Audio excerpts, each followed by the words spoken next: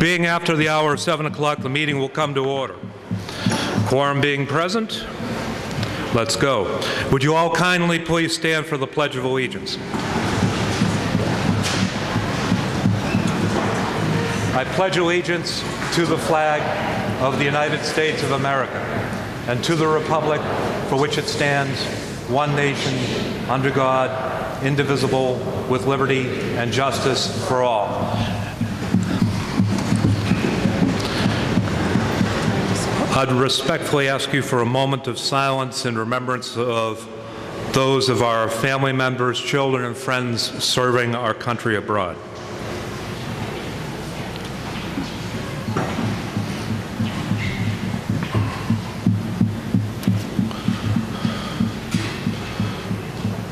Thank you.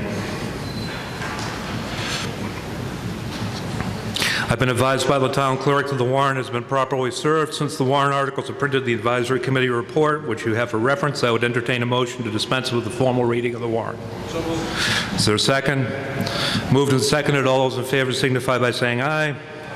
All those opposed, so voted and declared unanimous. Is Peter Levitt here? No, I don't see Peter. All right. I have nominated Richard Travers as assistant moderator for this meeting and would entertain a motion to appoint him. It's moved. Is there a second? Second. All those in favor signify by saying aye. All those opposed, so voted and declared unanimous. Would the assistant moderator and the following tellers please stand to be sworn by the town clerk? And Kathy, I'll let you read the roll. Oh. Go ahead. Do I read the bleachers and all that? No, just the names. Chris Meraki, Penny Scott Pipes, Ron Robertson, Heather Santasposo, Frank Snow, Jack Manning, Nick Waterman, George Kelly, Susan Frankel, Rich Travers. If you raise your right hand, do you solemnly swear that you will uphold the duties to which you have been appointed this evening?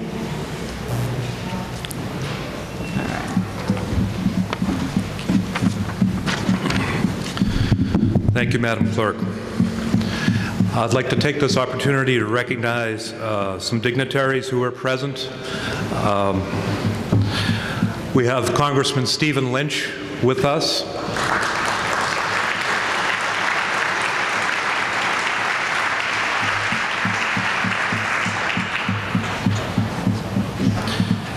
And Representative Jim Cantwell is with us.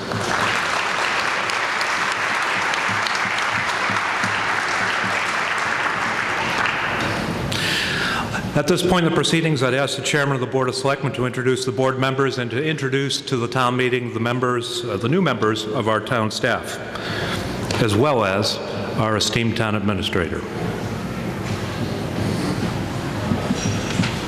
Thank you, Mr. Moderator. I would like to start by introducing our new town clerk who you voted last spring, Kathy Curran.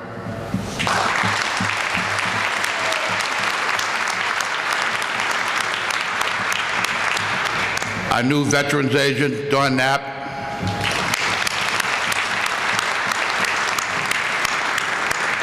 Kevin Kelly, our facilities manager.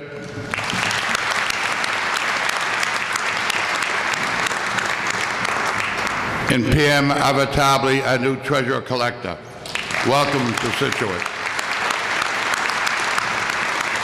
I would also, if I may, like to take this opportunity to announce two longtime members of the town of Scituate, Kathy Mika, our library director, who brought the town library to the enviable status that it is today. Kathy's retiring after 23 years of service. Kathy, thank you.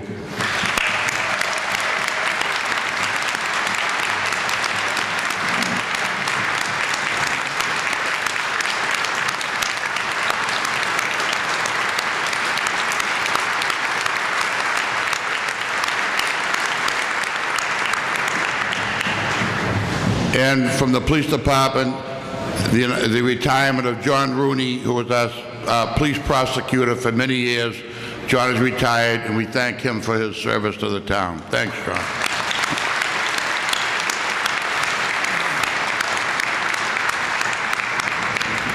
I'll call you back up, Joe. Okay. Right after Congressman. At this time, I'd ask the chairman of the school committee, Brenda Bowen, to introduce the members of the school committee and the new superintendent.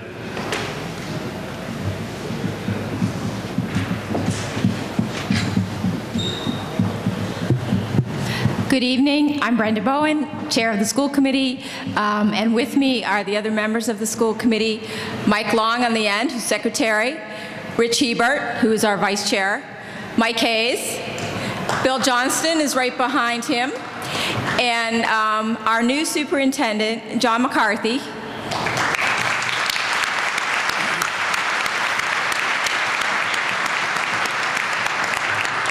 And with him is Paul Donnellan, our business manager. Thank you.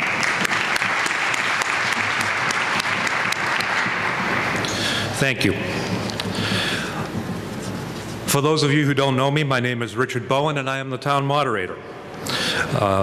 Those who don't know what the moderator does, the moderator chairs the meetings and decides questions of order. I do not vote on articles.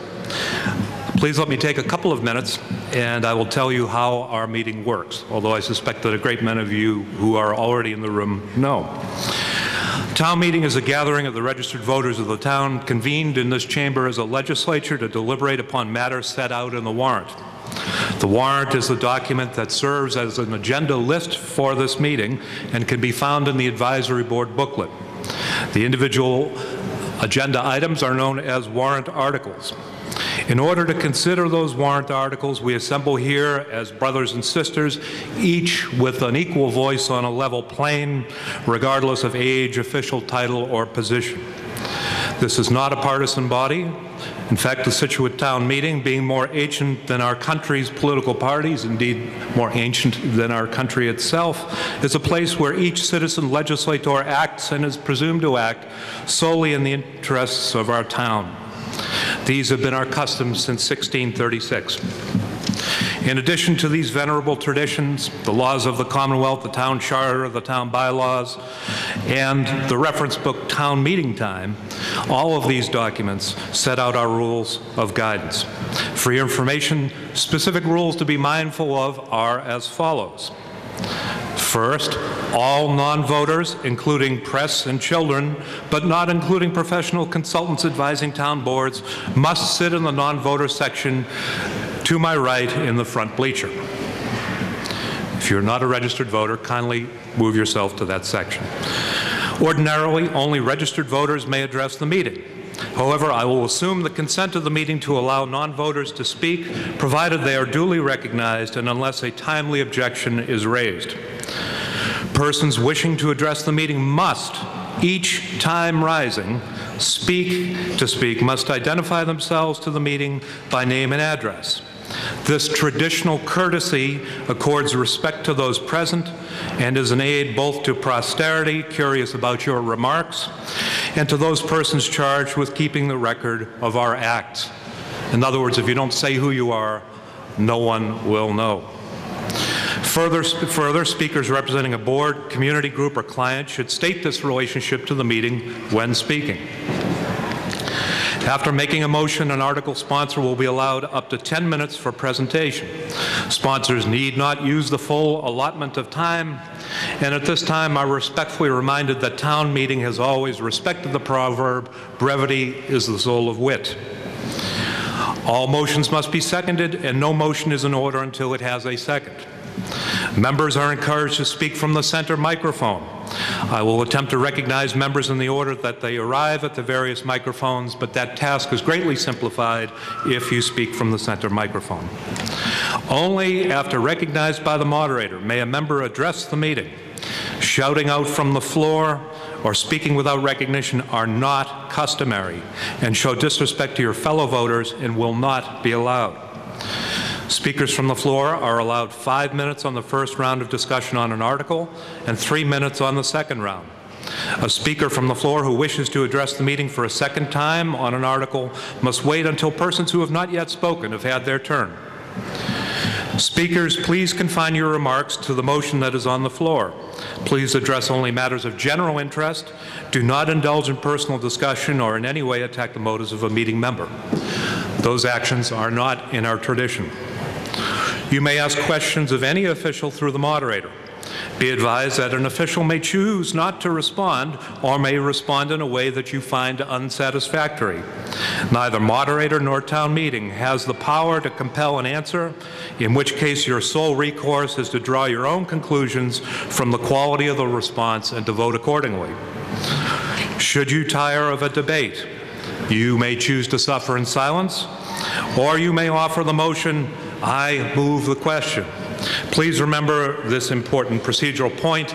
You may not make a motion to move the question after you have just finished delivering a speech. If you wish to move the question, just wait to be recognized, make your motion, and save your speech for perhaps your wife or husband or family pet. A point of order relates only to questions of procedure and is not a mechanism for reviving an article or prolonging debate. There is no such thing as a point of information. A question about an article should only be raised during the debate on that article. For you newer members of the meeting, a motion to reconsider on an article may be made only once and at the moderator's discretion as to the timing of that motion. On voice votes, I listen to hear whether the motion passes or fails. If you question my call, please rise. If 7 or more members rise, I will ask for a teller-counted vote. The tellers will count only those in the bleachers of the floor seating sections. Persons standing away from the seating will not be counted. Section 20,150, subsection G of the town bylaws allows the moderator to declare 2/3 votes. If the moderator's declaration is immediately questioned by 7 or more voters, we will take a count. The acoustics in this room are bad, as you all know. Anyone having trouble with hearing may move to another section. At this point, kindly silence your cell phones or at least put them on stun. With that, it's my very great pleasure to introduce Congressman Stephen Lynch, who has come here tonight to address the meeting and to report to you on the doings in Washington. Congressman, come on up here. Yeah, please.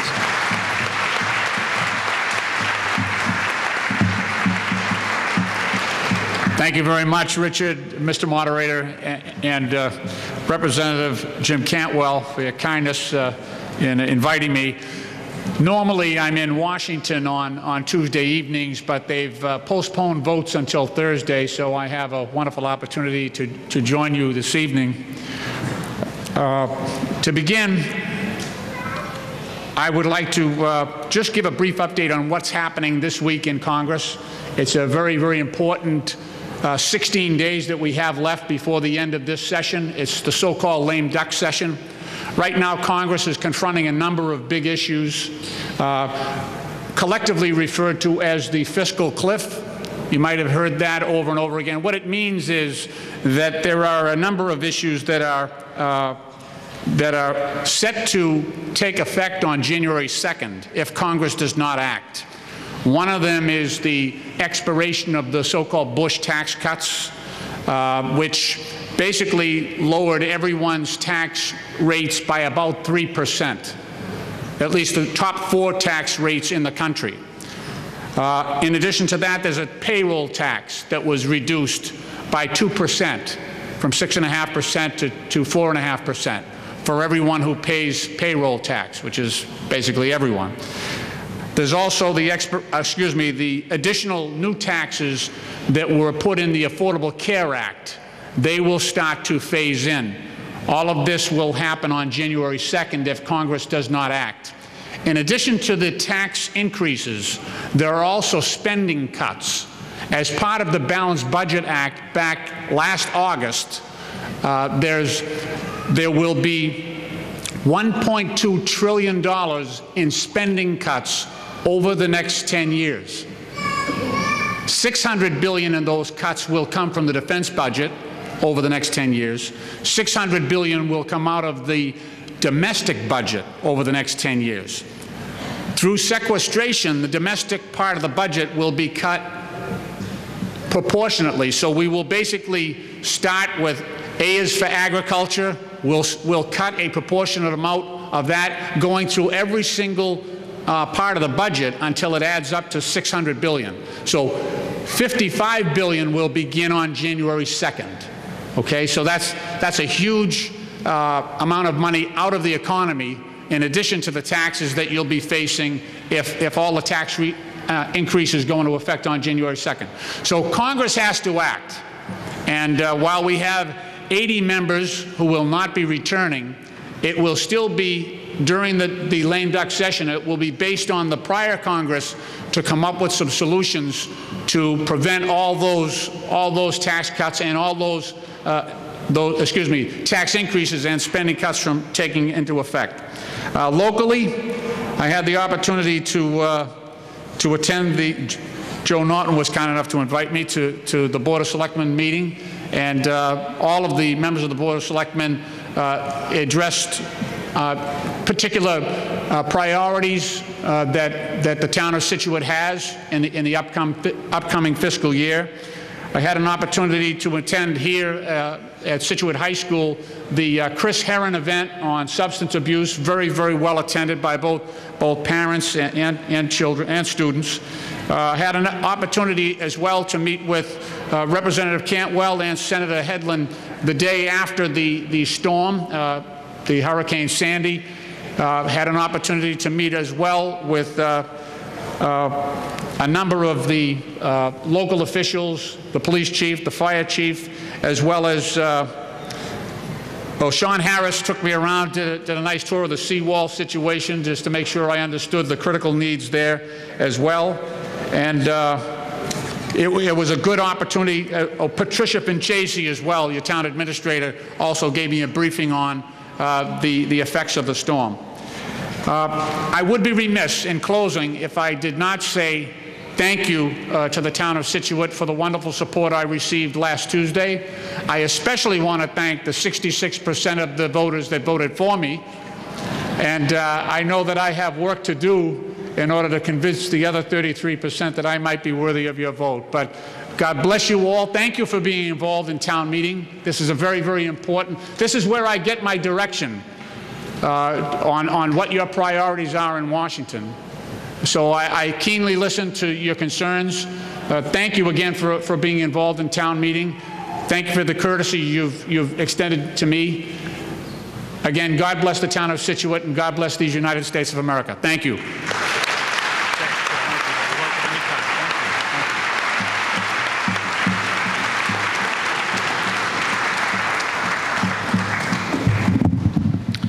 The Chairman of the Board of Selectmen, Joe Norton, will now address the meeting, giving us a report on the state of the Union, Joe? Not quite the state of the entire town, but thank you, Mr. Moderator.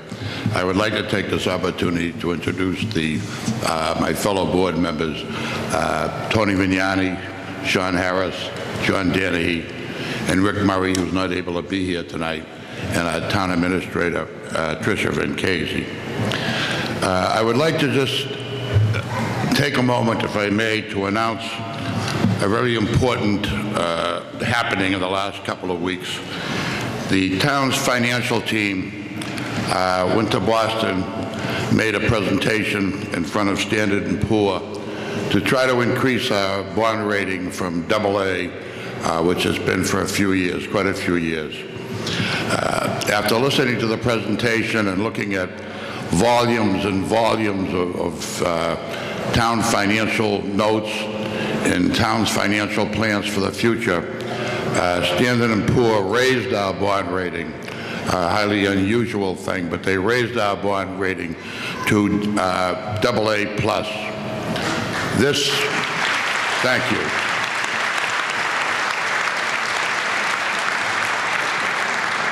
Just to give us an idea what this means, last week the town went out to borrow $6 million on previously voted articles.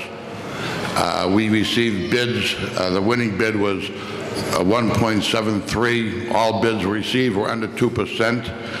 This represents a savings to the town, this raising of the bond rating, a savings to the town on this bond borrowing alone of $300,000. So that's really significant. And thank you to the financial team for for doing that.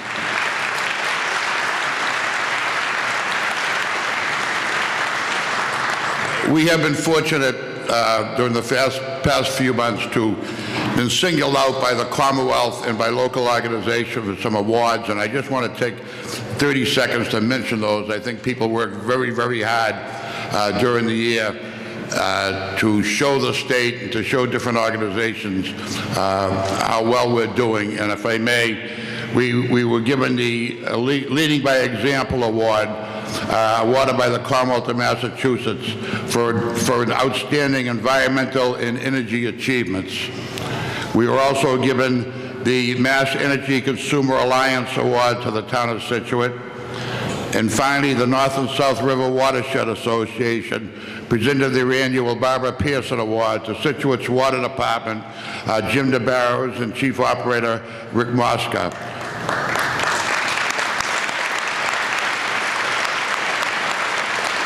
And this award was given for Scituate's continuing effort to improve the water quality and quantity, and for the great effort they've done in returning the heron to Scituate. So thank you all, and thank you for these awards. Thank you.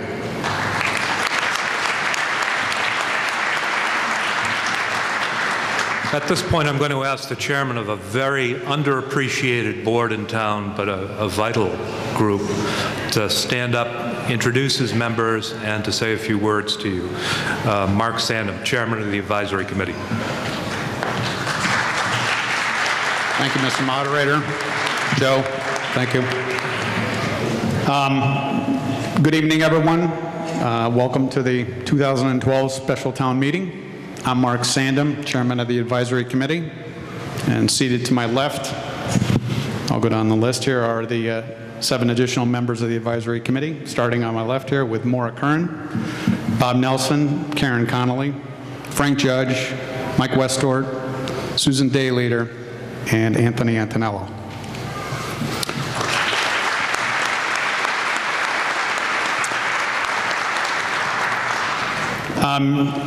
It's pretty obvious this is not a typical special town meeting, given quite the turnout we've had tonight. So I'm going to spend a couple of my moments here just kind of outlining what's going to take place tonight.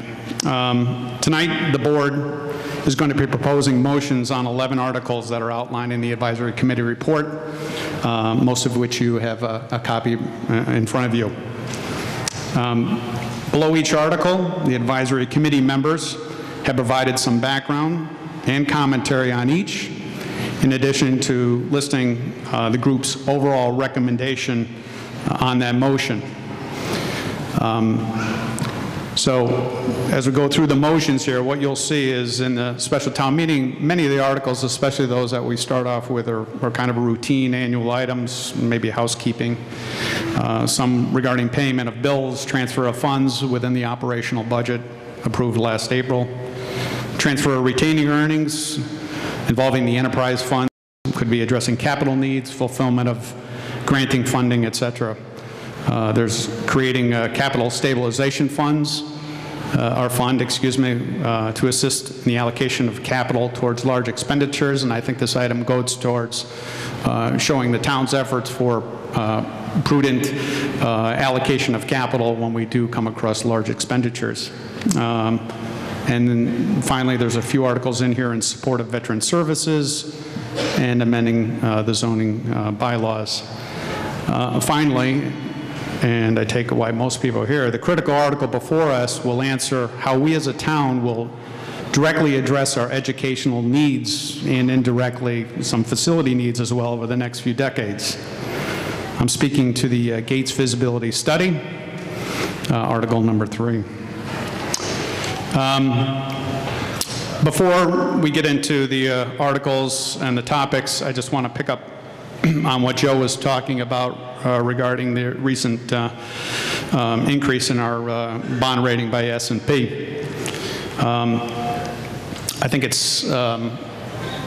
shows tremendous efforts on behalf of the town finance team. I think it's safe to say that since we were here last in April, not much may have changed necessarily at the federal level. At the state level, I think it's arguably that things are perhaps slightly better. perhaps demonstrated by some additional year-over-year increases in revenues, and perhaps maybe we'll see a slight increase in those revenues working their way down to local aid. However, beyond federal or state level, I think the issue, it's at the town level where our continued proactive approach at managing the fiscal challenges are most critical to all of us here today.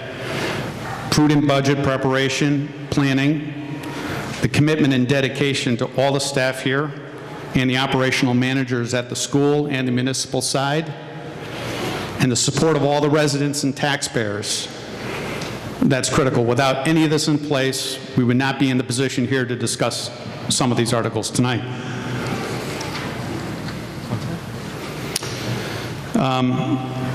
Specifically, since April, I think just want to point out some of the high points.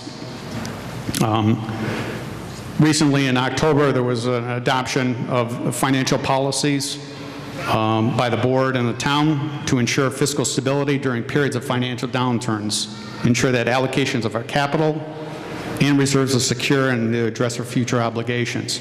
Also in October, the town adopted an investment policy that provide guidelines for the management and investment of our town funds. Recently, as of June 30th, our stabilization was certified at $3 million. This is continuous growth over the last 4 fiscal years, something we should be very proud of. Free cash also was certified at $2.1 million and well-funded to address some of the necessary costs in the coming year. Both of these two items in the past also have not been used to support operational costs.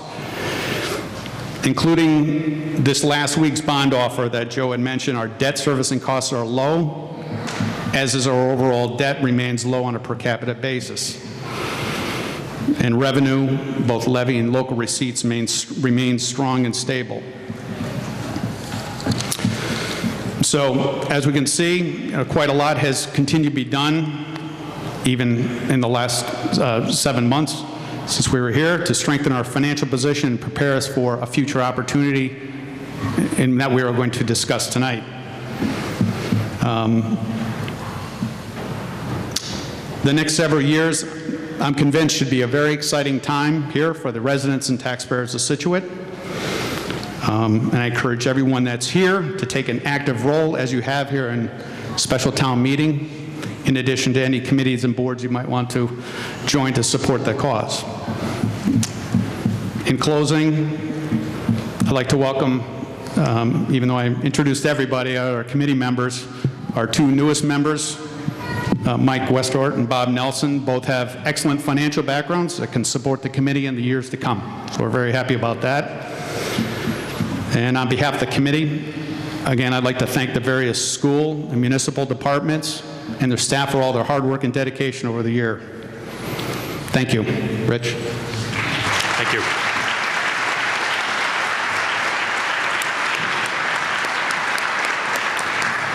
All right, the lines are short. No, the lines are gone. Let's go. Article 1, on the motion, Chairman Norton.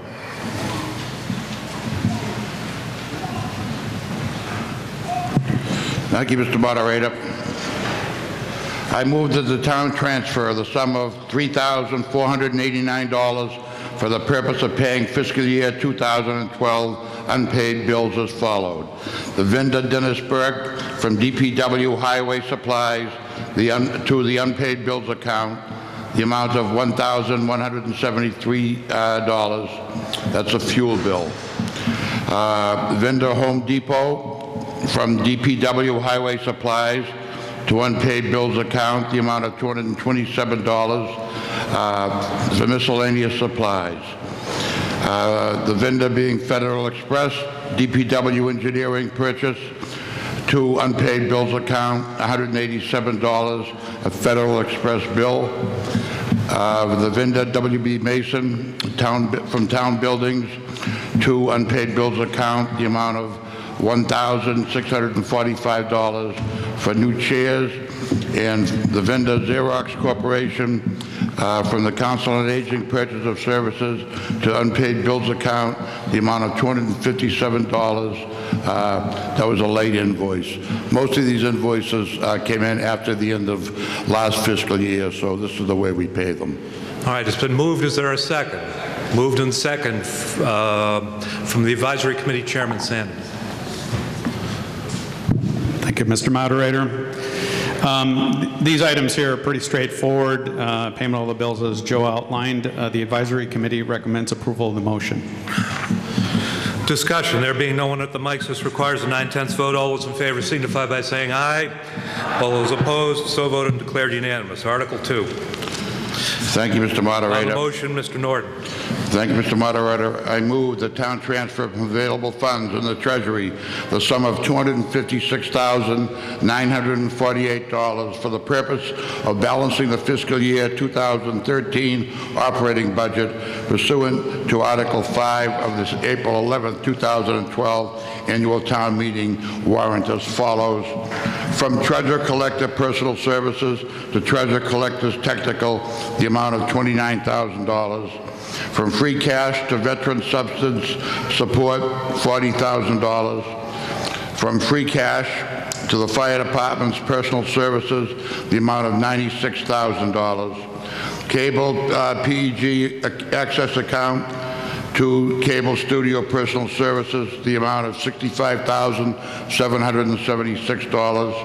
Again, Cable PEG access account to Cable Studio Purchase of Services, $15,672, and from Cable PEG access account to Cable Studios Material and Supplies, the amount of $10,500.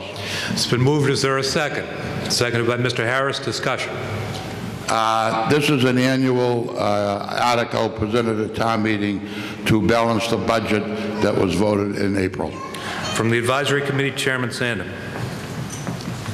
Thank you, Mr. Moderator. Joe outlined it pretty well in the advisory book. It gives a breakdown detail on each one of the various transfers within the budget. The Advisory Committee recommends approval of this motion. Discussion. There being no one at the mics, this requires a majority vote. All those in favor signify by saying aye. All those opposed, so voted and declared unanimous. Article 3. On the motion, Mr. Vignani. Thank you, Mr. Moderator, and thank all of you for coming out and participating in your town's government. Before I read the motion, also thank you to the Advisory Committee. It takes a lot of work to get that booklet written, and it really is the conduit to all you guys to know what we're going to talk about tonight. So thank you to Mark and his group for putting that together. On the motion. I move that the town raise and appropriate the sum of $364,009 and transfer from overlay reserve the sum of $10,400, and the transfer from free cash the sum of $375,591, said sum totaling $750,000, to be expended under the direction of the School Building Committee for the purpose of paying the cost of a feasibility study to understand the best solution to the physical and educational deficiencies of the Gates Middle School located at 327 First Parish Road, Scituate, Massachusetts, which option shall include, but not be limited to, renovating, reconstructing, expanding, remodeling, build as a new, or any combination of the foregoing. The Massachusetts School Building Authority has not at this date invited the town of Scituate into the authority's eligibility period. The Massachusetts School Building Authority's grant program is not entitlement, discretionary program based on need as determined by the MSBA, and any costs from the project that the town incurs in excess of any grant approved by and received from the MSBA shall be the sole responsibility of the town. Is there a second? It's been moved and seconded. Discussion. Thank you, Mr. Moderator. Specifically, what we're here for on this article is to ask for you to appropriate $750,000 for a feasibility study to build a new middle school. We're looking to partner with the Massachusetts School Building Authority, who gets funded through the 6.25% Massachusetts sales tax that we all pay. The MSBA has been to our school. They've looked at our school. They've put us on their agenda for consideration. They're actually voting on it tomorrow night. And if we get accepted into their program, they will reimburse the town for somewhere between 40 to 44% of the cost that it will take to build the school. The first requirement of the MSBA is this feasibility study. It is not optional. To be in their program, you have to play by their rules, and this project has to be completely independent. The MSBA will come and they will assess our entire school system. And they will come back, as I said in the motion, and they will come back and give us recommendations on how new buildings or renovated buildings will help improve our system. Now, building a new middle school is the first part of the Selectmen's master building plan. It's one part of it, and our preliminary vision of this plan is for Town Hall to move to a renovated Gates Middle School, and for us to build a joint police and fire public safety facility in North Scituate, and for us to build a new middle school at the current location of the Town Hall and the police and the fire department. This will also include bringing a lot of the current town departments into the Gates facility. For instance, the Council on Aging, Recreational, and various public works departments will be brought into Gates because it will be able to be a new space for them and it will be a larger space. The board recently approved or appointed a steering committee that's going to help communicate this vision and the dealings with this to the community and take feedback from the public to us in regards to this plan. Also, I'm sure many of you remember at the last annual town meeting, you approved $375,000 that is being spent to evaluate and implement this plan as well. Seeing as $750,000 of this is going to the school, the majority of that other money will go towards the public safety building and towards the renovation of Gates. Now, we estimate that the cost to do this study will be about $750,000. Obviously, that's a very big number. We got this number by looking at the surrounding communities who have gone through this program and what it cost them to get this feasibility study done. And I want to take a second and I want to just go through some of the communities that have taken advantage of this program with the MSBA. Hingham has built a new middle school. Hanover has built a new high school. Whitman-Hanson has built a new high school. Marshfield has built a new high school. East Bridgewater has built a new high school. Duxbury has built a new high school and a new middle school. Plymouth North has built a new high school. So you can see that this is a very advantageous program and a lot of people have taken care of it. When I did the research on this, this is just South Shore communities. There are tons of communities in Western Mass, Somerville, Burlington, all that have taken advantage of this this initiative. So remember that 40% of this feasibility study is reimbursable through this program. The rest of the money that's going to be coming to pay for this $750,000 study is not going to have any impact on your taxes. The town has the money. There's two different sources that the town has that have generated this money. The first one is through excess revenue. Fiscal year 2013 that we're in right now, there are three things: new growth, state aid, and local receipts that all exceeded what we projected the numbers would be. So there is essentially about $365,000 worth of money that we did not expect. And the majority of the rest of the money is coming in the amount of about $375,000 from free cash.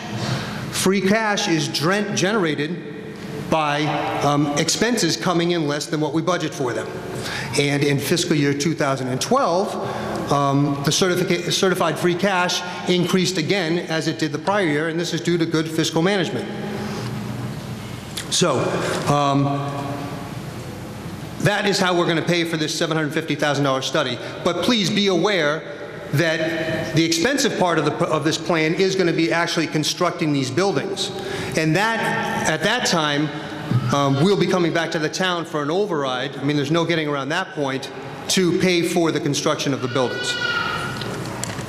Let me take one quick second and talk about Gates the building. The school and the town have had consultants and engineers go in and look at Gates. And they have said that the building is safe and that it is structurally sound. They have said that the systems are very outdated, and they have said that the building is very tired. And I don't think that's a surprise to anybody here. It's almost 100 years old. My son recently went through Gates. My daughter is in Gates right now, and I firsthand have seen how tired this building is. I have seen the repair work that needs to be done. I have seen the handicap issues. I have seen everything. But let me tell you this, I've never for one second felt that my kids were not safe, and I know that they've all gotten a fine education out of that building. What I think is interesting, and Superintendent McCarthy mentioned it, and he'll speak to you in a second, at a meeting we were at a while ago in regards to building a new building. He said that Gates was not designed to give a 21st century education. Teaching methodologies have changed, technology has changed, and that building was simply just not built for that. So I'll wrap up. You've heard me talk enough. You know, many of the town buildings in the town need attention. And this article is one part of our master plan that will start solving this problem. The Board of Selectmen voted unanimously in support of this motion. From the Advisory Committee, Ms. Curran.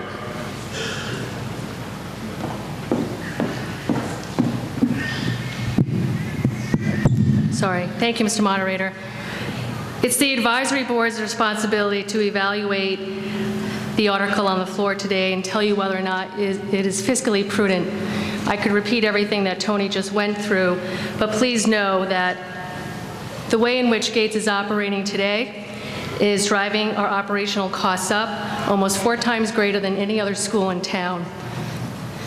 Clearly, this is not an optimal financial operating model. The $750,000 being requested, it is in line with all the surrounding towns, as Tony alluded to, and is part of the MSBA process to help rebuild our schools. Some are higher, some are lower, but we certainly are in line with the amount of money that is being requested. Why are we asking for this now? Why not wait till annual town meeting? It's been our tradition in Scituate to react, and this is our opportunity to be proactive and to demonstrate to the MSBA that we as a town are behind this project. It is an opportunity for us as a town to recoup up to or over 40% of the cost to design, construct, and take a look at a new Gates Middle School finally after 30 years.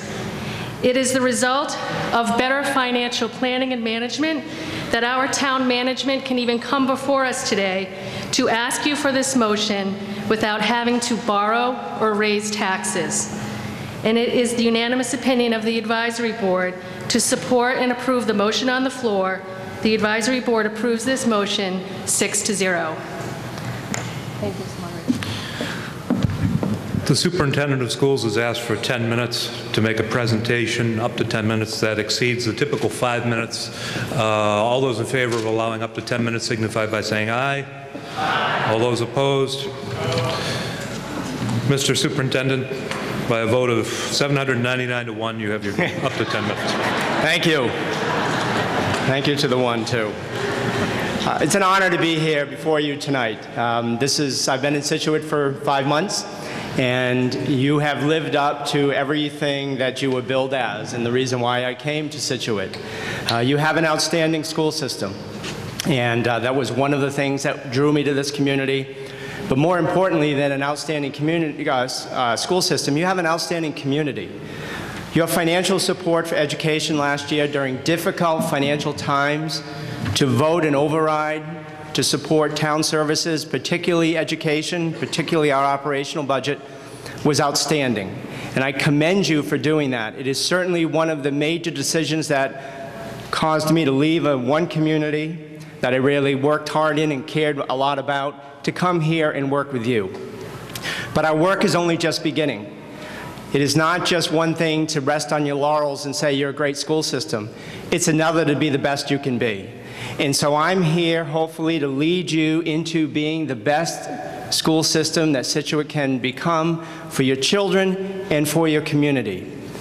I walked into a statement of interest, and it's a daunting task, obviously, but it's an exciting challenge at the same time. And we have an opportunity here to create a model 21st century school, not just for the community of Scituate, but a model for the state of Massachusetts. So I would hopefully you will join me in supporting this project. What I'd like to do is take you through the MSBA process to try to demystify it for you so you understand tonight what you are voting for. It begins with the school district and the town together. You have to do this jointly. The school district can't do this by itself. Submitting a statement of interest known as an SOI to the Massachusetts School Building Authority. We have done that. That is in place at this point. The MSBA then identifies certain schools, certain communities, to enter into its eligibility period. I'm pleased to announce tonight that we are on the agenda tomorrow morning at 10 a.m. with the Board of Directors of the MSBA as one of 3 communities that they are going to be considering to be invited into the eligibility period. But that's just, again, the beginning. We will then form a project team very quickly, and we will need to complete a feasibility study. Schematic design will establish the scope, the budget, and the schedule for the proposed project. And then finally, sometime in the next probably 6 months or so, maybe less, maybe a little bit more, we'll look to get project funding. And that's the big number, depending upon the recommendation, that you will need to either renovate or construct a new building. From that point forward, if you approve that, we go to detailed design, construction, which takes about 2 years. The project is then completed and you get reimbursed from the MSBA. The time period to construct a new school is about 4 years. That's the most aggressive you could probably do it in. If you began it now and worked on an aggressive schedule, you could probably be occupying that in approximately 4 years. You might be able to do it a little quicker, but generally that's the minimum amount of time. The eligibility period, what we hope to get invited into tomorrow, is the next big phase, and this is really where we are right now. The eligibility period gives you 270 days to complete. However, if you complete it in a quicker period of time, you can move right to the feasibility. By voting affirmatively tonight for this article, you will enable us to move forward and get into the feasibility phase much quicker. That's why we didn't want to wait until town meeting in the spring, even though we could have within a 270-day window. It certainly helps to have that vote tonight. Secondly, I will be able to go before the Board of Directors tomorrow, hopefully with an affirmative vote, and that will speak volumes to whether or not MSBA is going to partner with us on this important project. And as you can see, in this eligibility period, we have to sign a compliance certificate, which simply means we're going to play by the rules of MSBA. We have to form a school building committee. We have to summarize the town's capacity. And particularly, you heard tonight earlier that the town is in a very good financial place right now to go forward with this kind of project. We will have to go through enrollment projections to look at the long-term enrollment of the community of Scituate. And right now, our enrollment is a little over 3,200 students. But again, we're going to dip slightly. We're not going to dip dramatically, but we're going to dip slightly. That's a trend that's happening throughout Massachusetts. But again, it's cyclical, and you're likely to come back up again in the near future. We have to get a confirmation of the community's vote authorizing funding to proceed. That's usually the most challenging part of this 270-day period. We'll be voting that tonight. And then we finally have to execute the feasibility study agreement. Now, we will get it reimbursed on the feasibility study agreement, assuming we go through with the construction phase. We will get reimbursed at a minimum of 40%. It could be as much as 44%, depending upon whether we go with a model school program or not. What is a feasibility study? Because that's essentially what you're going to be looking to spend $750,000 on. Basically, the study is what we're going to look at that is going to tell us the plan for the future. Nobody really knows what the plan is right now. We believe we know what it is. We believe that we know we need a middle school. We think it's going to be grades 6 to 8. We think it's going to be located perhaps somewhere on this property, but we really don't know. It could be a renovation, it could be an addition, the middle school could move here, there could be a new high school, or some other combination of those. We really don't know yet what we're going to get. That's the importance of the feasibility study. It tells us the blueprint of what is best for Scituate and what the MSBA is willing to partner with you on. So this feasibility study is going to give you an educational plan. Basically, what we will get is a plan for our future. It will tell you not only what Gates is going to be in the future, but it's going to tell you your entire educational program. This study does not just look at Gates. It looks at your entire educational program, and it gives you the opportunity to create an educational program for the 21st century. It's really exciting. It will also generate a space summary, not just of Gates, but of your entire school system. It'll look at where you have space. And if you have existing space, how can you use that existing space? It will document the existing conditions, primarily at Gates, but also across your school system. It'll establish the parameters for design, and it will also develop alternatives. We're not going to necessarily be locked into one plan. There will be options that will be explored. Ultimately, working with MSBA, we will get to what will be the best plan for Scituate and the best plan for MSBA. 2 minutes. And finally, we recommend the most cost-effective and educationally appropriate preferred solution to MSBA. How much does it cost? We've researched this, and you can get this on the MSBA website. It's anywhere between $600,000 for middle school projects to $1.2 million. We estimated our project is going to cost approximately $750,000, of which at least $300,000 of that is reimbursable. And finally, why now? This is the perfect opportunity. It's the perfect timing. Building right now is competitive, and projects are coming in under budget. Interest rates are historically low. An average lifespan of a building is 50 years. Gates is now 96 years old. It's served this community exceptionally well, but it's time because that building can no longer support a 21st century educational program. It was built for a different century, and we need to really upgrade that building. And Gates is the first piece of the master plan, and you need to know what you're going to do with Gates before this master plan of the community can go forward. You heard this tonight already from Tony, but again, I'll just reiterate what's happening around you and your neighbors on the South Shore. Hanover has opened a new high school. Rockland has opened a new middle school and renovated their high school. Plymouth North High School just opened, and there are 3 construction projects currently underway. Hingham, Duxbury Middle and High School, and Marshfield High School are underway. So the neighbors all around you are taking this initiative, and finally, all of them took that initiative with buildings that weren't anywhere near as old as Gates is. So I encourage you to strongly support this article. This is an opportunity for us to partner with MSBA, work together to create a model 21st century education for the children of Scituate. Thank you.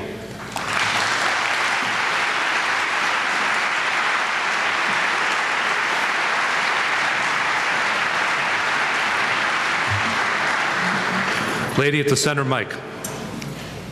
Lisa Morrissey Scanlon, 15 Poplar Ave. Mr. Moderator, it has become apparent that the Gates building has ended its useful life as a school building.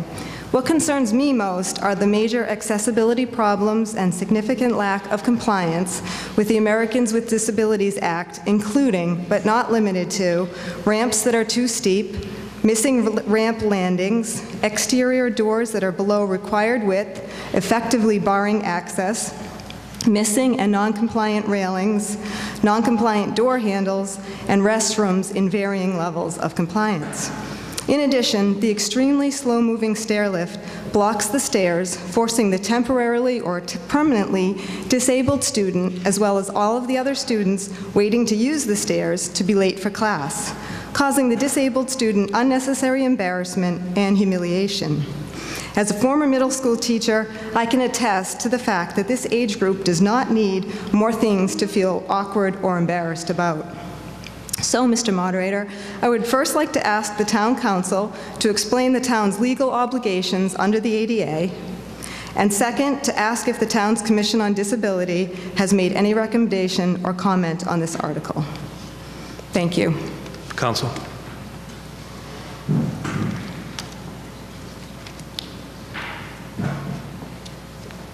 James Toomey, Town Council.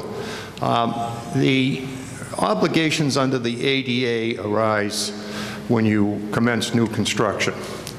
So once a certain portion of a building is being repaired, renovated, or replaced, it's incumbent on the town and the designer to make sure that all of the handicapped accessible requirements are met. Obviously, this would be part of the feasibility study to upgrade and/or provide specifications as we go forward to make those improvements. Ma'am? Thank you. Well, as far as, what about the town's Commission on Disability? Have they weighed in at all on this article? Chairman Norton, to answer the question.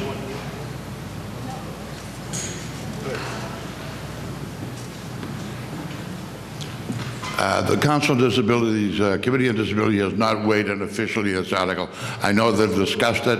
I know they're very, very familiar with the situation as far as their commission is concerned and the need for disabled access down there. So they're very aware of it. I don't believe they've taken an actual vote on this article, though.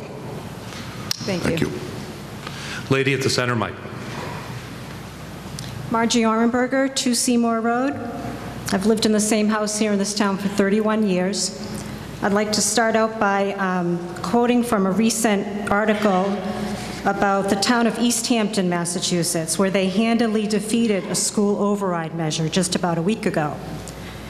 They rejected a $1.4 million Proposition 2.5 property tax override, significantly less than what this town will be facing if this question goes forward. I'm not going to read you the whole article, but I will read you the one sentence which will lead into what I want to say tonight. I think it comes down to the money, said committee member Ingrid Fleury after sharing the ballot results with the group. Going door to door, what I heard again and again was that families felt they could not afford it. And that's what I'm here to say tonight. I cannot afford this. Mr. McCarthy said a few minutes ago, why now? Why now, exactly, is the question, when we're facing the most serious financial problems since the Great Depression in this country. I believe it was one of our congressmen a few minutes ago who talked about a fiscal cliff. We have quantitative easing 3. I don't know if any of you know what that means, but that basically means that our country can print money incessantly, forever and ever and ever. And what does that do? Brings down the value of our dollar, which is why when I went to the grocery store today and I bought 2 bags of groceries, do you know how much I spent? $52. I didn't buy any meat. I hardly bought anything, and it was $52. $52 for 2 bags of groceries, $4 for a gallon of gas, $4 for a gallon of milk. Recently, there was some discussion about raising our water rates, which I guess we should be thankful they didn't go up to 30% that was on the table. They're only going up 10%. And in that discussion, one of our selectmen mentioned that, well, bread is $5 a loaf. What difference does it make if we raise water rates by $100 a year? Well, I would like to stand here and say that it's precisely because bread is $5 a loaf that it makes a huge difference what we pay in taxes. I'd also like to share with you some numbers from the Massachusetts Department of Revenue that were given to me recently that the town reported. And I'm amazed that the town is saying that they're in such good financial straits because these figures don't support that. The following data was supplied by the town of Scituate to the Massachusetts Department of Revenue. The assessed residential valuation in fiscal year 2007 was $4,216,790,550. FY 2012, I'm sorry, that's $3 billion. It's down $3 billion. Average single-family assessed valuation has decreased $50,000 since 2007. The tax rate in 2007 per $1,000 of assessment was $8.31. Right now, we all pay $12.34. My assessment went up. My escrow used to be $200 a month. It's now $400 a month. I'm very thankful that I don't have children in the schools anymore because I used to pay $400 a year for them to ride the buses. Thankfully, I don't have to do that anymore. If the town does in fact have some spare cash, I'd like to see it come back to me. I'd like to see an underride for once instead of an override. I know that might sound a little selfish, but I think that we all need to take a serious look at our pocketbooks. I think the town needs to take a look at its liabilities. 30 seconds. Unfunded liabilities, which other towns in this... Also, the town of Marshfield is building a school to the tune of $110 million. The taxpayers in this town are responsible for $57 million of that. I don't see a middle school in this town coming in anywhere under $60 million. And if it's only the beginning of a master building plan, we could be looking at $100 million. I can't afford that.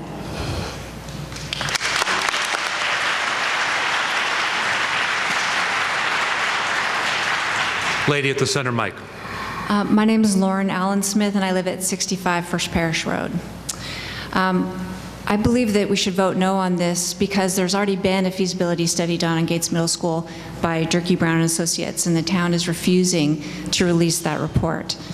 Also, I believe that Scituate has a chronic lack of maintenance in the existing schools, and I would rather have Jenkins windows and heaters and Gates windows and heaters, et cetera, looked at rather than building a new school, and certainly rather than moving Town Hall to Gates location.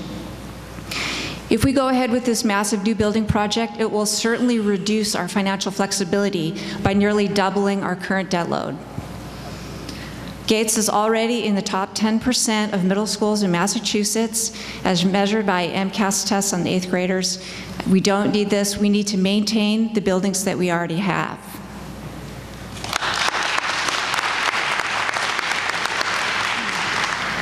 Lady to my left. Beverly Westerveld, 12 Harborview Road. A question about the $750,000. Is there a breakdown of how much goes to salaries for how many people? How much are for tests? Where does that money get allocated? On the question, the superintendent. Yes, the $750,000 primarily goes to pay for two firms. One is an owner's project manager. It'll be an architectural firm who'll be the owner's project manager, sort of like your general contractor, but it is for a firm. Secondly, you'll hire then a designer, which will be, again, another architectural firm, okay, which will be those two together, make up the bulk of your $750,000. Ma'am. Okay, so that's, you said 4 to 6 months, or was it 2 to 4 months for the plan? On the question, the superintendent. It can be approximately 3 to 5 months in that general range. And they charge $750,000 for less than half a year. And again, that's a lot to that study. There's a lot involved in that. I mean, it's not just building study, it's also environmental study. They have environmental engineers looking at where the building would be located. There are traffic studies that are done. There are a variety of different engineers on the project. So it is quite an involved project. There's a lot of people working on it. I wouldn't know exactly. It depends on the firm that you got, how many people would be involved in that. But it would be a significant number of individuals who would be working on that feasibility plan. Okay. And you called this a middle school plan, saying since we're just doing a middle school plan, it's less than some of the other towns who did high schools and other schools. But you also mentioned that the plan will look at all of our schools. Why is it called a middle school plan, not an all-school plan? On the question, the superintendent. Because the plan has to be initiated on one of your buildings. So the statement of interest has to be initiated on one of your buildings. So Gates was the building that we initiated the plan on.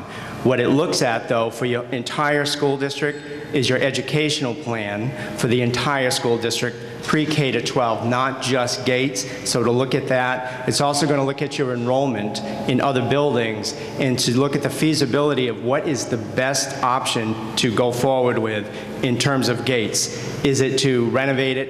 Is it to add on to it? Or is it to build new? Or is it to build something else? So again, that's what the feasibility study will give you. But you have to start with a building for the statement of interest. That's why. Thank you. Lady at the center mic. Robin Sabian Laverne, 49 Creelman Drive. Mr. Moderator, I am in full support of Article 3. I want to first state that the issues with the Gates Middle School are not about the educators. The teachers that work there are an extraordinary set of people that provide an incredible education in spite of the building in which they work. I had the pleasure of speaking with the teacher, and she is worried every day she comes in that one of the windows in her classroom are going to fall on her or one of her students again. It's happened 3 times.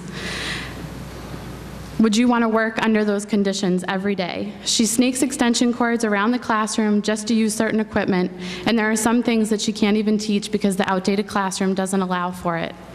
We need to fix these limitations that the building itself presents to providing the best possible learning environment.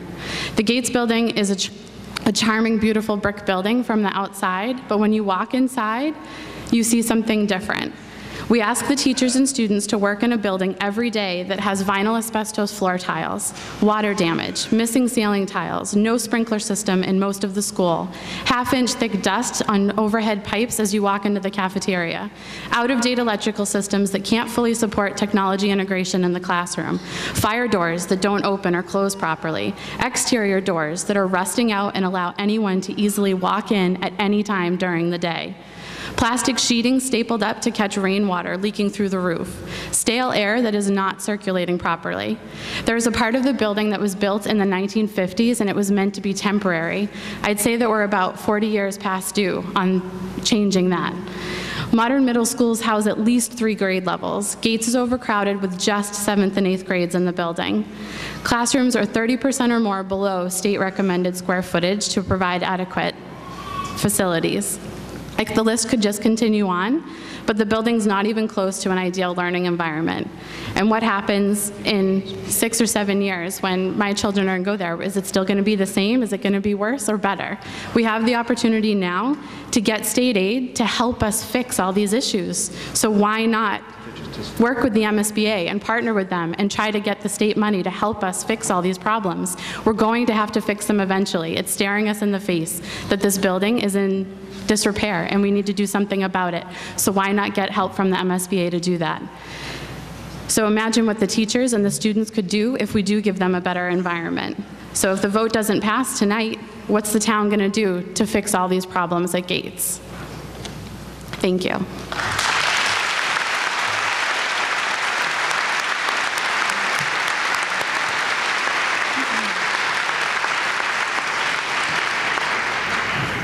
I've noticed a couple people come in through the side door over here. If you happen to find your way in through the side door, if you could just go in the back, check in so you're legally here, that would be appreciated.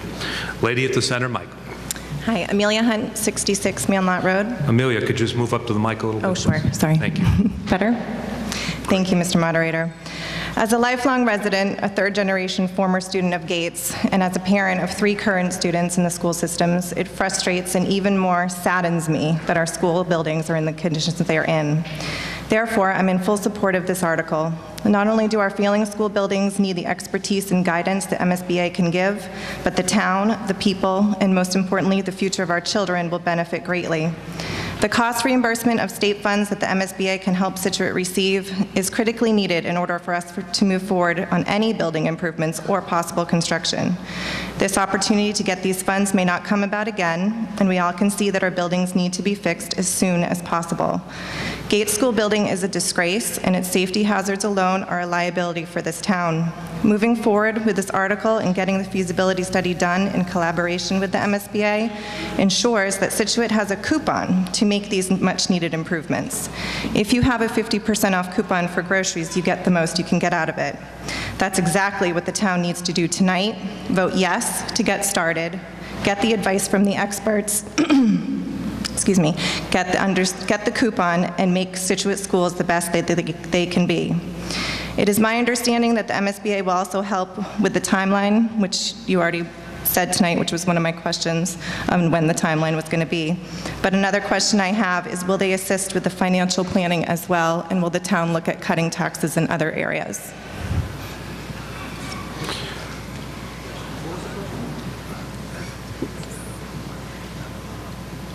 Was there a question in there? Yeah. Will they assist, will the MSBA assist with financial planning as well? And will the town possibly, going forward, look at cutting taxes in other areas to assist when this override happens? All right. On the question, the superintendent. Superintendent, before you go, just so I'm being fair to everyone, if you've got kids who are ambulatory or if you could just get them to sit in the non-voter section, just so we're being fair to everyone. I do recall that there was a town meeting a couple years ago where I did see a couple kids voting. No, we're not going to do that, especially on a school article. You know, it's just, they might vote against it too. I mean, you don't know. But for the little ones who are squalling, that's fine. We'll pretend it's the crying room at church. So kids, and I got my eye on a couple. If you could just move over there, I'd appreciate it. Remember, when we do a voice vote, don't vote. You'll get your chance. I remember sitting up there when I was 6 or 7 years old, too. And also, the clerk hands me a note saying, reminder, no cell phones. So I didn't see that one, but I guess somebody out there is cell phoning. And whoever you are screaming over there, you're out of order in that bassinet. Thank you. Superintendent, on the question. Yeah, and the question had to do with will the MSBA assist you with the financial plan and look for ways in which the community might be able to save money in tax reduction. One of the things that the MSBA is going to do is require us to efficiently use any money that they give us. So what they do look for is they do an enrollment projection for your entire school system and look for empty space. And right now, your high school is large compared to its enrollment. You've got a little bit of room. Now that room right now, most of that is taken up with your early childhood center. But if the early childhood center was not there, there would certainly be room there. So one of the things the MSBA would make sure we did is to look for ways in which we could reduce operational costs. So on the one hand, yeah, your construction costs are going to increase taxes, but on the other hand, they're going to recommend ways in which you can reduce and save money. So that will definitely be a part of the final recommendation. Okay. Ms. Hunt, I'm sorry, I forget your married name, but well, go ahead. That's fine. No, that was basically my question, but my other, if Tony wants to answer a question on the town side, will they look at reducing taxes in other parts of town government? On the question, Selectman Vignani. Yeah, thank you, Mr. Moderator. I guess it's important to note that this is a debt exclusion override, so this is completely independent from the operational budget. Will we look for reducing taxes in terms of the regular taxes? The way we do that is through other initiatives, green initiatives where we get money coming in, other revenue sources. Our operational budget is tight, so I don't foresee our operational budget being declined to help offset this. The one thing that will help offset this is there is current debt on the books that will be coming off in the out years.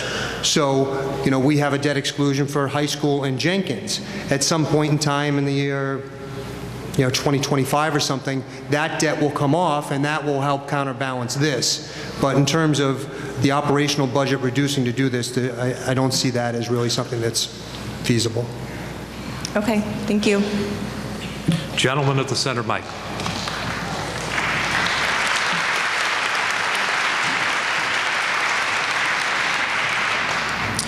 Nate Rand, 599 Country Way. As a father of 2 young children, I've been encouraged to read and be part of some events that have been incredibly encouraging to me as it relates to the education the town of Scituate is providing to its children. A couple of these events follow. I've read about plans to create a strategic educational plan and vision for our town with metrics that define success. Example of this was a desire to be a level 1 school district by performing at the top level on MCAS.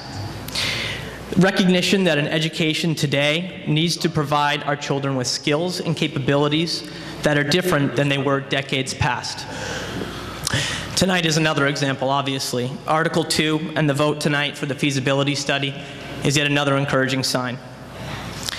However, I recognize that there are neighboring towns that have similar goals as ours, and they are reinvesting in themselves. And they aren't just 1 or 2 towns. We heard about them tonight actually from our selectman and our superintendent, and not to provide redundant information, but what I do want to highlight is the age of some of these facilities relative to the age of Gates, which was built in 1916 and is close to 100 years old. Hanover built a new high school in 2011, replacing the previous facility, which was opened in 1958. Marshfield voted in February 2011 to replace its high school, which was built in 1967. Hingham voted in April 2011 to fund the feasibility design of a new middle school, and the town approved the funding in October of 2011. Hingham's current middle school was built in 1962. Duxbury broke ground on a new combined middle and high school in June 2012 to replace a high school that was built in 1968 and a middle school that was opened in 1961. Norwell built a new middle school in 2002. Other neighbors, such as Hull, have schools that were renovated in 2001. Hull High School was opened in 1957, and renovations were done in 2005. Hull's middle school was built in 1948, and renovations were completed in 2001. Their elementary school was opened in 1969 and renovated in 2007. Cohasset has either built or renovated their schools since 1998. Cohasset built a school to house pre-K through 2nd grade in 1998. Cohasset Middle School and High School were built in 1950 and renovated in 2004. Their elementary school was opened in 1950 and renovated in 2003. We'll face challenges to accomplish our educational goals, and there will always be competition from other school districts who have the desire to improve as well. As a result, I ask myself the following questions. Do we have a desire to improve? Are we content where we are? Do we risk falling behind? If we fail to improve, or at the very least keep pace, what does this mean for our town? If the latter occurs, I believe it'll impact all of us. The skills, knowledge, and abilities that our children receive will be directly impacted.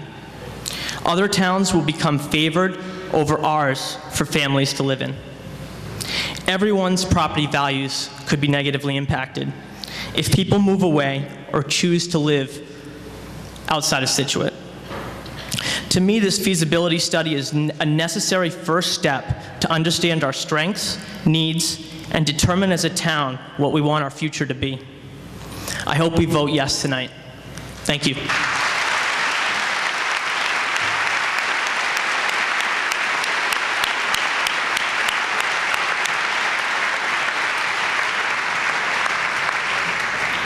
On the preceding speaker, my apologies for calling Amelia Andrea. Andrea is her mother. Lady at the center mic. Jennifer Morrison, 60 Mordecai Lincoln Road. Article 3 is very important for the future of Scituate. This is our opportunity. There's no pushing this off to another time, and there's no backup plan here to fixing the school buildings in a cost-effective way if we don't vote yes now. We need to seize this great opportunity.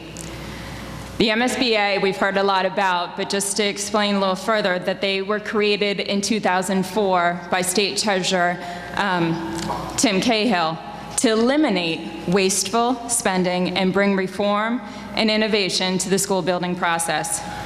The MSBA strives to work with local communities to create affordable, sustainable, and energy-efficient schools across Massachusetts. But as we've heard, the MSBA requires a community to vote to show support as an indication of commitment from the town. If Scituate does not show the commitment, then the MSBA will allocate funds to another community. There are over 180 other communities looking for the money from the MSBA. So if we want to work with them, which we do, they are the experts, and we want their money, then we have to follow their rules. This feasibility study phase gives our town so much. It gives us working with the experts. It gives us hiring 20 engineers to look at all the possibilities for all of our schools, such as renovate, build new, different locations. It gives us the educational vision plan for all of our schools so we can know how our buildings can support the educational vision for a 21st century school. And it gives us the plan and the costs associated with that so we can know, understand, and agree to that picture. This is not about the teachers. The teachers and the administration are awesome and they're doing an amazing job. This is about the buildings. And this vote tonight, Article 3, is just about the schools. So all of our schools will benefit from this phase. I wanted to mention that even the students at Gates have said the issue is the building and not anything else. In 2010, the new principal surveyed the students, and the majority of them, 67%, responded that the biggest deterrent to their learning was the building. They cited things like that it was very distracting to be in a classroom at 55 degrees. In the same day, you're in another classroom at 80 degrees. Or have a window crash into the room, or a ceiling tile fall in and water leak in, or just have to move to another location because it's raining that day.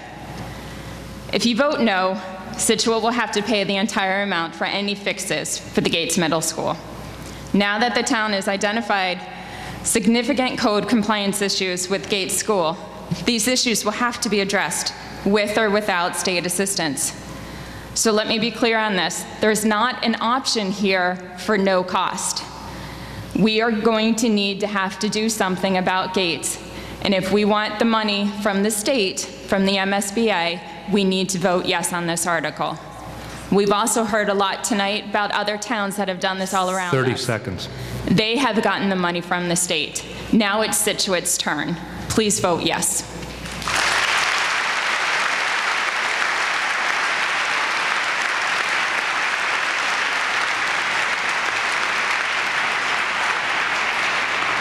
Lady to my right. Mr. Moderator, Nancy Murray Young, 161 Captain Pierce Road. Hi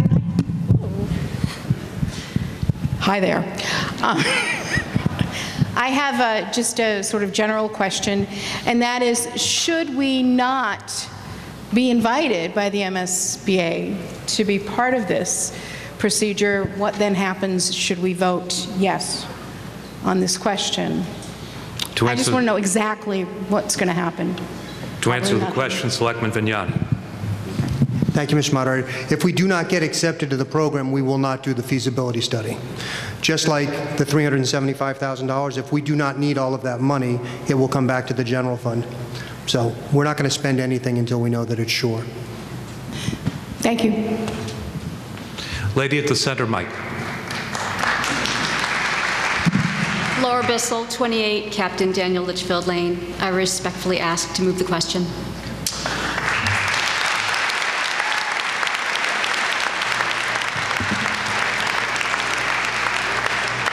The question's been moved. Is there a second? Second. It's been moved and seconded. It's not a debatable motion. To pass a motion to move the question requires a 2/3 vote. If I'm not able to discern the will of the body, I will take account. All those in favor of moving the question at this point in the proceedings signify by saying aye. Aye. All those opposed? No. So voted and declared a 2/3 vote. Any 7 persons who wish to rise and challenge my determination may do so now. I'm sorry, can you repeat that?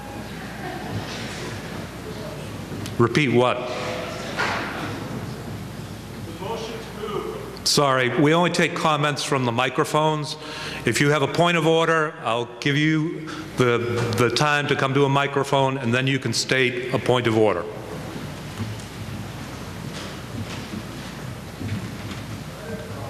Sorry. Less a point of order than clarification. What's your name? My name is Michael Feeney, 16 Alexander Place. Thank you for your courtesy to the meeting. Go ahead, Mr. Feeney. Thank you for your courtesy. In the cheap seats, we just couldn't hear it. I was really just asking for clarification of what the young lady had moved to decide. What the procedural motion that was before the body was to move the question. A motion to move the question is asking the meeting for permission to terminate debate on the article that will be voted. It requires a 2/3 vote. It's not debatable. The motion was made and seconded. It was voted by greatly in excess of a 2/3 vote. The effect of that vote is to terminate debate and to move directly to voting on the question, on the motion that's before the body, which is whether to approve the motion made by Selectman Vignani to approve funding for the requested study. Thank you for clarifying. It is really not that easy to hear it. I apologize for the acoustics. It really is a terrible room in many respects, but not having anything to do with all of you. Right, well, I guess I just explained what we're about to do next. Mr. Vignani has made a motion. It has been seconded. A motion to terminate debate has been passed. We now come to the vote. A yes vote means that you are in favor of spending $750,000 under the direction of the school building committee for purposes of paying for a feasibility study. A no vote means that you are opposed to taking that action. This requires a simple majority vote, as there is no borrowing involved and there is no use of stabilization funds. So, ready? All those in favor of the motion signify by saying aye. Aye. All those opposed say no. By a majority vote, the motion in Article 3 passes.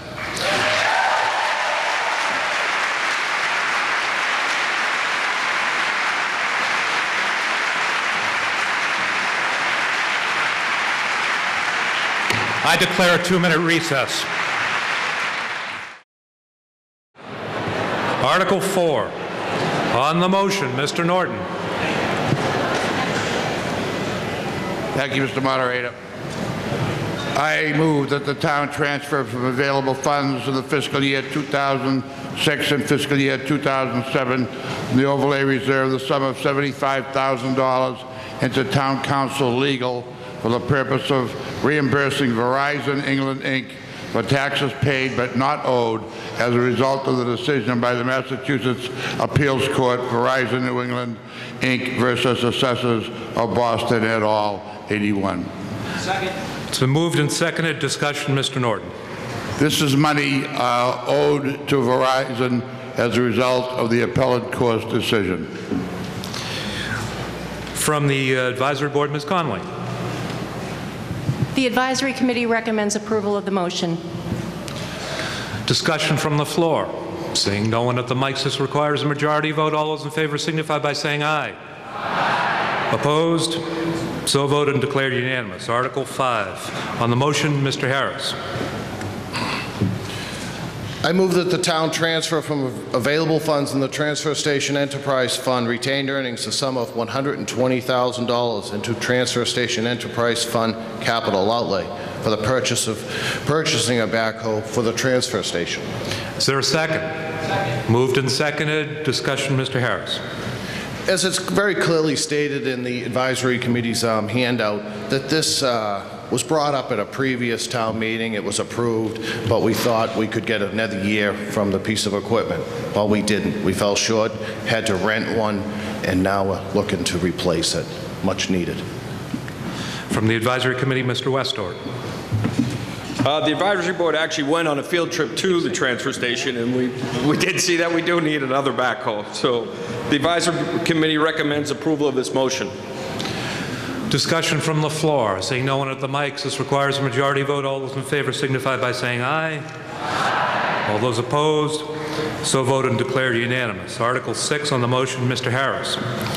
I move that the town transfer from available surplus funds and previously authorized water projects the sum of $471,064 for the purpose of fully funding the cost of water main line replacements associated with the Musquashkett Pond Sewer Project pursuant to Article 9 of the October 25th, 2011 special town meeting warrant as follows.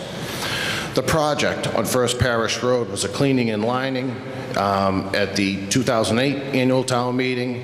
I'd like to move that. It has a balance of $176,014. Secondly, the Beaver Dam clean and lining.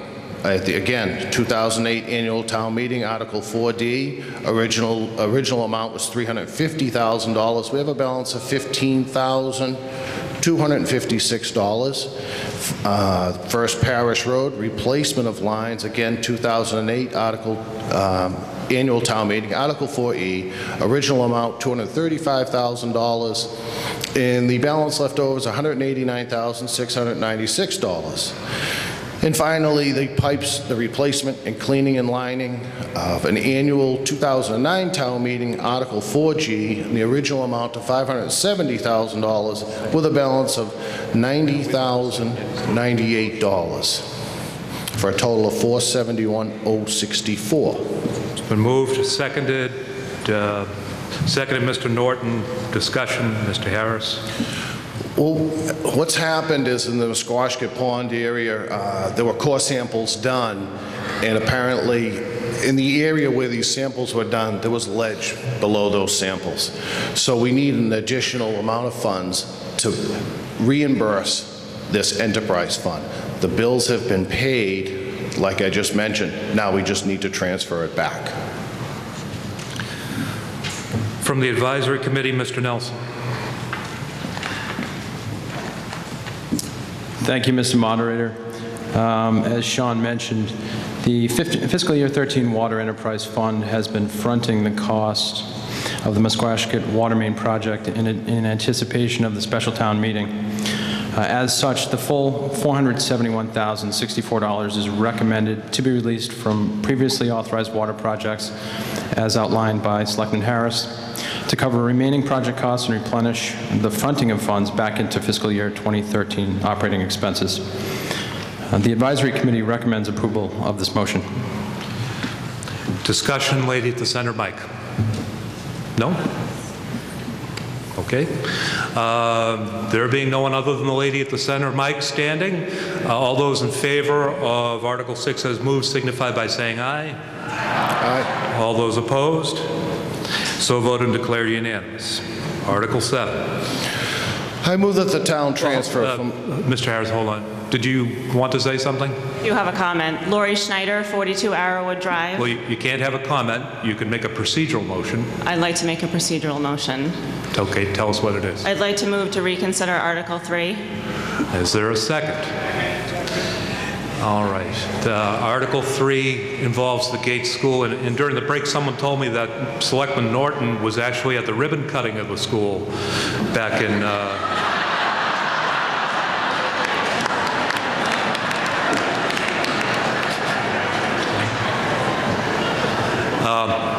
All right, there's a motion to reconsider. There is a second. All those in favor of reconsidering Article 3 signify by saying aye. Aye. All those opposed? The motion fails, and there can be no further reconsideration of Article 3. Thank you.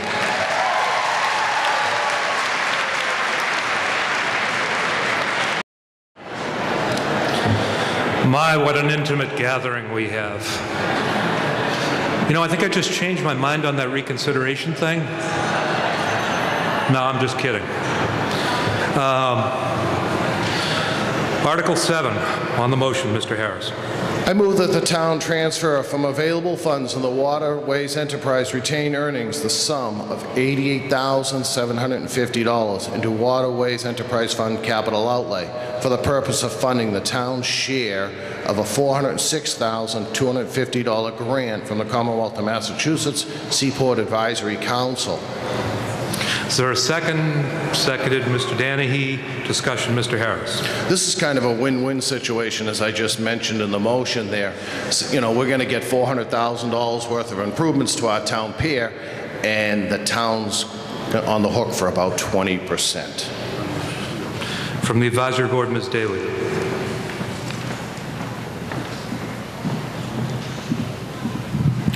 Thank you, Mr. Moderator. As Sean just indicated, the harbor master had received a $406,250 grant from the Commonwealth's Seaport Advisory Council to refurbish the town pier. The grant has a cash match requirement of $88,750. This required $88,750 will be transferred from the waterways retained earnings, and the grant and the funds used to make these repairs will enhance the town pier, making it easier for commercial fishermen to utilize the pier and ultimately could increase commerce in Scituate. The advisory committee recommends approval of this motion. Discussion. Gentleman on the right, are you putting your coat on or waiting to talk? Okay, you're sitting down, so that was a coat move. There being no further discussion, all those in favor signify by saying aye. All those opposed? So voted and declare unanimous. Boy, it really echoes in here now, doesn't it? Article 8 on the motion, Mr. Vignani. Thank you, Mr. Moderator. I move that the town create a capital stabilization fund pursuant to Massachusetts General Law, Chapter 40, Section 5B, for the purpose of allocating funds for major capital acquisitions or projects and transfer from free cash the sum of $100,000 for the purpose of establishing said fund. Moved and seconded. Discussion, Selectman Vignani. Thank you, Mr. Moderator. Essentially what we're doing here is that it's an accounting function. We're establishing a new stabilization fund. We currently have one that is for rainy day emergency type situations. This is one that we're going to set up for capital projects. So really big number expenditures where we can allocate money to it over a period of time so that the expense doesn't hit us all in one period. A couple of examples of this would be, in a couple of years, we're going to have to buy a new ladder truck. It costs just under $1 million. So if allocate a certain amount of money to this every year, put it in this fund, then we can pay for that when the time comes. Another situation would be seawalls. A couple of years ago, we allocated $400,000 out of the operating budget to town infrastructure, including seawalls and roads. And what we can do if a project is not finished, or if we want to save for a larger project, we can take that money and put it in this fund. The selectmen voted unanimously in favor of this motion. From the advisory board, Mr. Judge. For all those remaining, I'll just add a couple of comments on to what Tony just mentioned. This is a common accounting method used by many towns throughout the Commonwealth, used to establish a means to address capital needs on an ongoing basis. The initial amount of $100,000 will be transferred from our free cash to be in place for year-end clothing and surpluses. The advisory committee recommends unanimous approval of this motion. Discussion. There being no one standing at the mics, because this involves stabilization, requires a 2/3 vote to approve. All those in favor signify by saying aye. Aye. All those opposed? So voted and declared unanimous. Article 9. Thank you, Mr. Moderator. I move that the town authorize the establishment of a private way maintenance revolving fund pursuant to Mass General Law, Chapter 44, Section 53E and a half, which shall be kept separate and apart from other monies by the treasurer, and which shall be deposited revenues received that may be spent only from the sources identified below under sources of funds, without further appropriation during fiscal year 2013, and as identified below under the use of funds, and shall be expended under the direction of those so indicated. Said annual amount expended from such revolving funds shall not exceed the amount indicated below under the annual expenditure. The source of the funds are private way property owners. The use of the fund is road maintenance.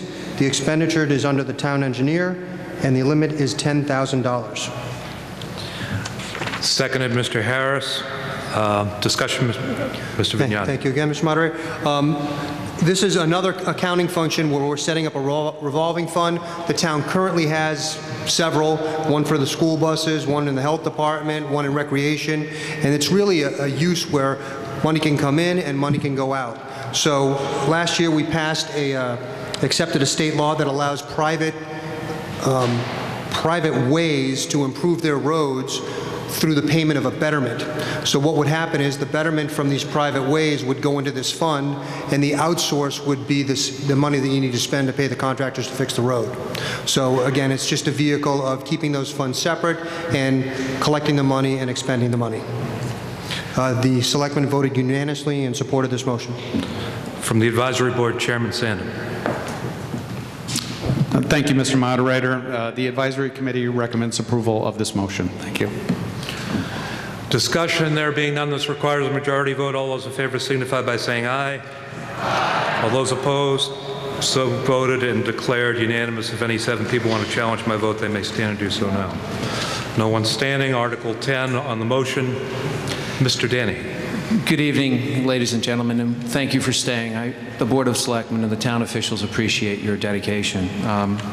Mr. Moderator, I move the town authorize the Board of Selectmen to petition the Great and General Court of the Commonwealth to enact special legislation authorizing the design and designation of the place on municipal tax bills or motor vehicle tax bills, or to mail with such tax bills a separate form whereby taxpayers may voluntarily check off, donate, and pledge an amount of money which shall increase the amount otherwise due, and to establish a Scituate Veterans Advisory Assistance Fund, the purpose of which is to provide support to all Scituate veterans and dependents in need, in keeping with the purpose of the Scituate Veterans Advisory Council.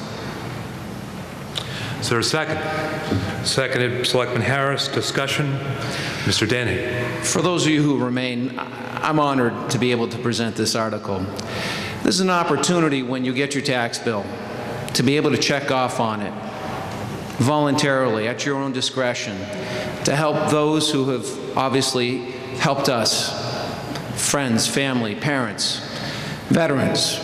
And what this the Scituate Veterans Advisory Assistance Fund does is it helps fund and supplement funds that the town has that we tend to go through annually. All of a sudden there may be a void. And this fund, again, which is voluntary, helps our own Scituate veterans. And so the Board of Selectmen unanimously, at the bequest of the veterans, put this article together, brought it to you, and again, each time it's voluntarily, it's your discretion.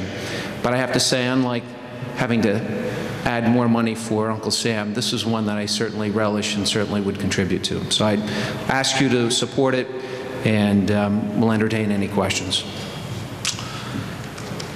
From the Advisory Board, Ms. Dayleader. Thank you, Mr. Moderator. The Advisory Committee recommends unanimous approval of this motion.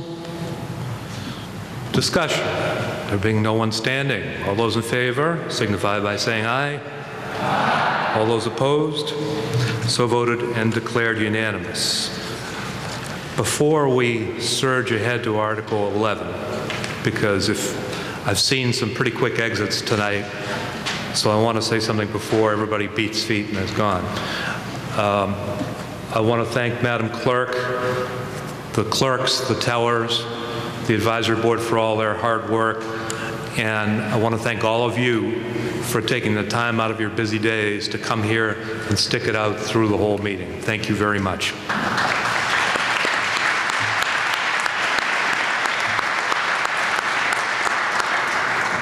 Article 11, Selectman Danahy.